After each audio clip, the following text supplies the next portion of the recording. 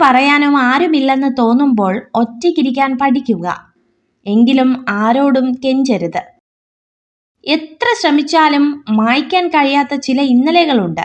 ഓർക്കും തോറും മുറിവിന്റെ ആഴം കൂട്ടുന്ന ചില ഓർമ്മകൾ. തെറ്റായ പാതയിലൂടെ കൂടുതൽ ആളുകളും ഒന്നിച്ച് നടക്കുന്നതിനേക്കാൾ നല്ലത് ശരിയായ പാതയിലൂടെ തനിച്ച് നടക്കുന്നതാണ്.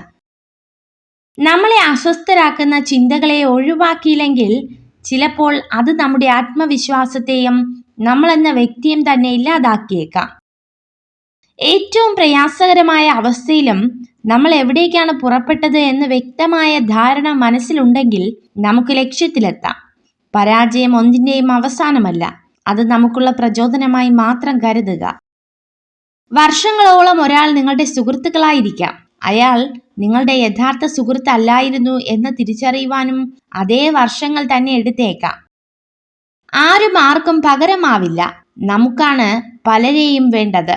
അവർക്കൊന്നും നമ്മളെ വേണമെന്നുണ്ടാകില്ല. ഓരോ പുലരിയെയും ജീവിതത്തിലെ പുതിയ അവസരവുമായി കാണുന്നവർക്ക് എങ്ങനെയാണ് നഷ്ടത്തെക്കുറിച്ചോർത്ത് വേദനിക്കാൻ കഴിയുക?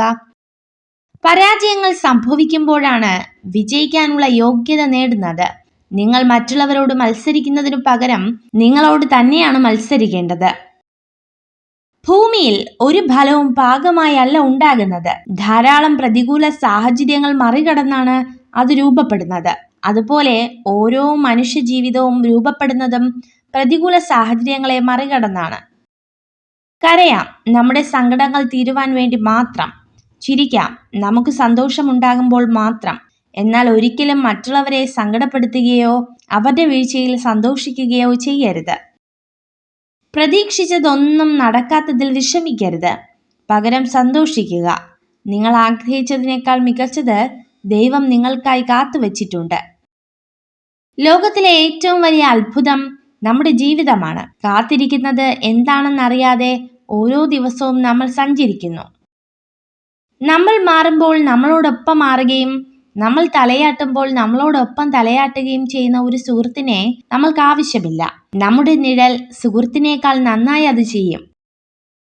മനഃശാസ്ത്രം പറയുന്നത് 90% സ്ത്രീകളും തന്റെ പുരുഷനിൽ നിന്ന് ഭൂതകാലം മറച്ചുവെക്കാൻ ആഗ്രഹിക്കുന്നുവെന്നാണ്. ജീവിതം വളരെ ചെറുതാണ്. നിങ്ങളുടെ മനസ്സിന്റെ മുറിവുകൾക്കുള്ള മരുന്ന് സ്നേഹവും ക്ഷമയുമാണ്.